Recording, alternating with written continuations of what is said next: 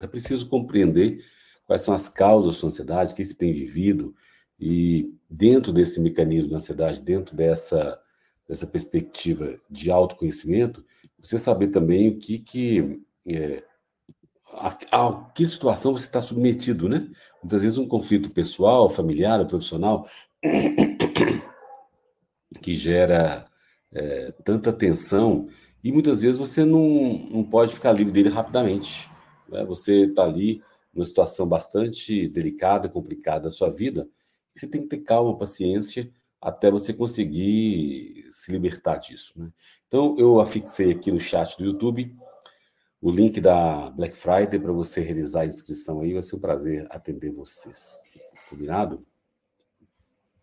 Na live de hoje eu quero falar sobre esse tema, sobre o medo, a causa da ansiedade. Eu já fiz lives sobre esse tema, mas é sempre bom a gente revisitar e tratar com mais tranquilidade, serenidade e amplitude de conhecimento, porque realmente o medo, ele é um grande companheiro, né? Uma emoção muito forte em nós mesmos, é um sentimento de defesa, né?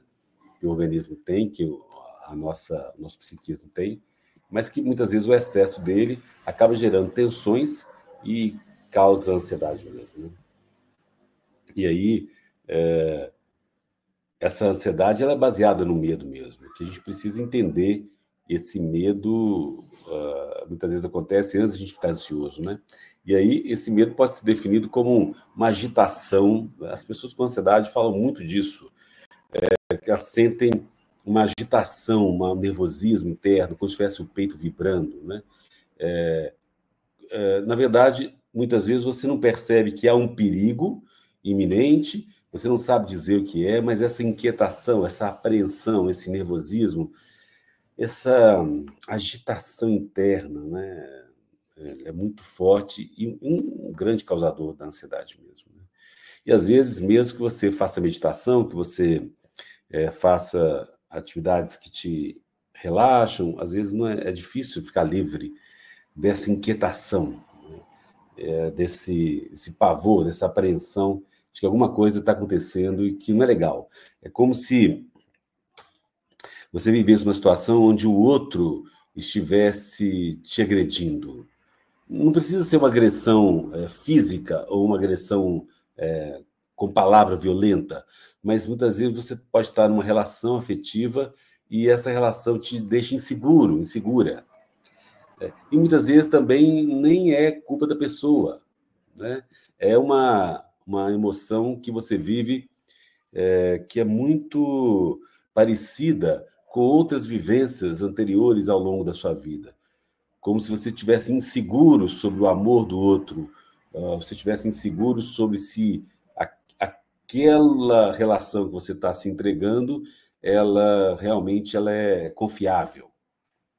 E aí gera uma série de agitação, nervosismo, né, muito, muito grande. Acho que essa instabilidade mesmo.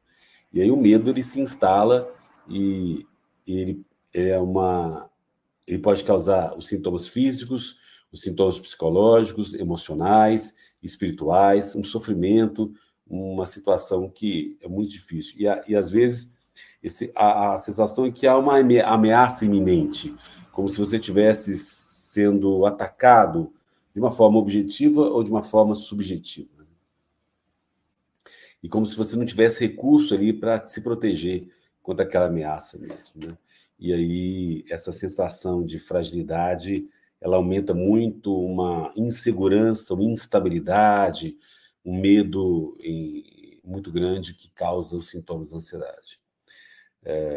E aí as pessoas, claro, o ser humano tem medos que são legítimos e universais, como o medo da morte, uma aniquilação, o medo de sentir dor, o sofrimento, o medo de ser prejudicado, o medo de ser ferido, machucado, o medo de alguma perda de alguma função corporal, o medo de perder uma autonomia, né, de perder a liberdade, de ser imobilizado, de ser restringido, de perder a capacidade de se controlar, o medo de enlouquecer, que é muito comum nas pessoas com ansiedade, o medo de perder a identidade.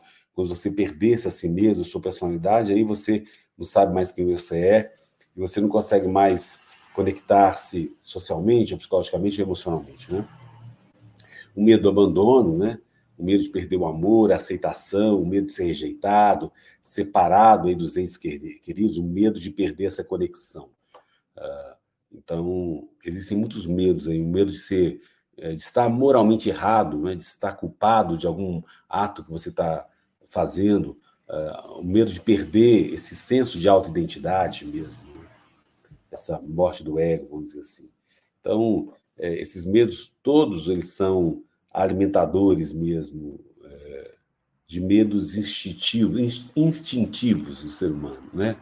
Então, a gente precisa entender que esses medos, eles causam ansiedade, a gente precisa encontrar maneiras de ficar em paz com esses medos instintivos, eles são muito primitivos mesmo. E aí, quando a gente encontra uma maneira de ficar em paz com esses medos instintivos, consequentemente, os sintomas dessa agitação, dessa ansiedade, eles vão reduzindo, e aí você vai buscando até eliminar esse medo cada vez mais. E quanto mais em paz a gente tiver, menos sintomas de ansiedade, você fica mais focado em buscar o seu bem-estar, a sua felicidade. Então, é muito tênue essa questão entre estar em paz com você mesmo e perder essa paz, não é? Porque se você não se conecta com você mesmo, você não entra naquela questão mesmo de autovalorização e até encontrar atividades onde você fica mais seguro com você mesmo, né? Então, vale a pena pensar em alguma atividade, às vezes, que você se realiza fazendo, ou uma atividade manual, artefato, uma atividade como artesão, ou um jogo, ou uma atividade física que te coloque num lugar de estar, a ideia de você estar brincando com você mesmo, né? Então, essa capacidade da criança brincar com ela sozinha é muito importante, porque isso gera uma sensação interna de não solidão, né? É como se você fosse o seu amigo imaginário, que você brinca com você mesmo. Essa criança fazendo isso gera muito bem-estar para ela. E quando nós adultos tivermos também essa brincar com a gente quando a gente está sozinho, isso ajuda você a lidar melhor com esse sentimento, às vezes, de solidão, de inadequação, ou de rejeição, ou de perda de alguma referência sua, né? Então, fica a dica aí, você buscar alguma coisa manual, ou corporal, ou intelectual, que você mergulhe e sinta bem fazendo. Isso vai te trazer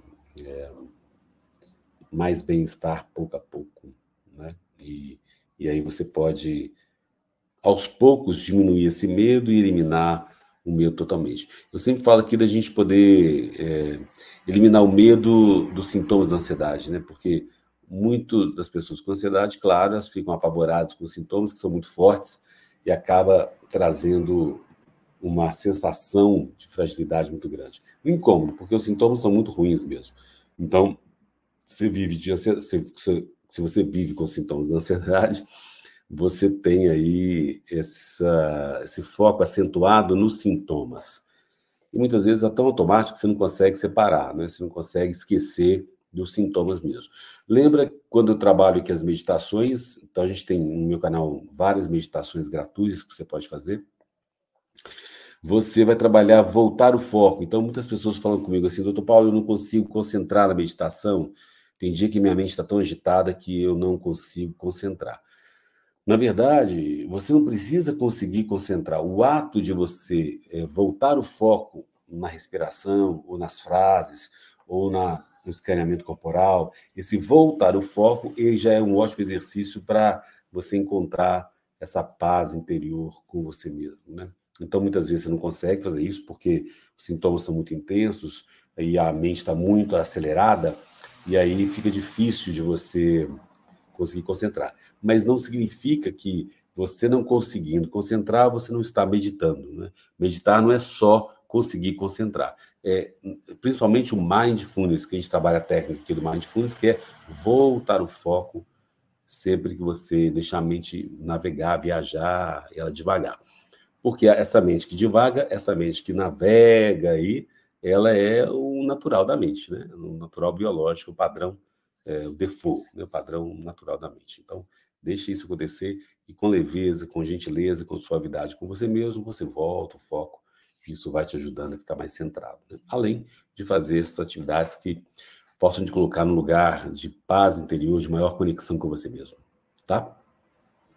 Eu vou responder aqui as perguntas, lembrar vocês que a live é curta e eu estou ao vivo aqui em várias plataformas, então você pode fazer um superchat, super stick, como nas lives anteriores o pessoal fez, e rapidamente eu vejo o seu comentário aqui. E sempre as lives acontecem segundas, quartas e sextas. Se eu não responder o seu comentário agora, você volta e a gente responde em outro